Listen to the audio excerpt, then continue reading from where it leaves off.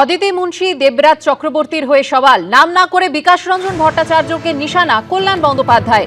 Social মিডিয়ায় নাম না করে সিপিএম নেতাকে বিঁধলেন তৃণমূল সাংসদ। দুর্নীতির বিরুদ্ধে সোচ্চার এক প্রবীণ আইনজীবীরই এবার দুর্নীতিতে অভিযুক্তের পক্ষে সওয়াল। এক প্রাক্তন তৃণমূল বিধায়ক ও তার স্বামীর পক্ষে আদালতে সওয়াল করতে দেখা যাচ্ছে তাকে।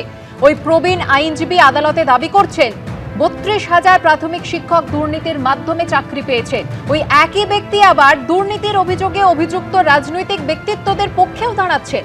প্রশ্ন উঠছে, তবে কি ওই প্রবীণ আইনজীবীর দুর্নীতির বিরুদ্ধে অবস্থান বাছাই করা? প্রশ্ন উঠছে, তবে কি বিজেপি ও সিপিএম এর মধ্যে কোনো সমঝোতা তৈরি হয়েছে, নাকি রাজনৈতিক অবস্থান ও আইনি লড়াই সম্পূর্ণ ভিন্ন সমীকরণে পরিচালিত হচ্ছে?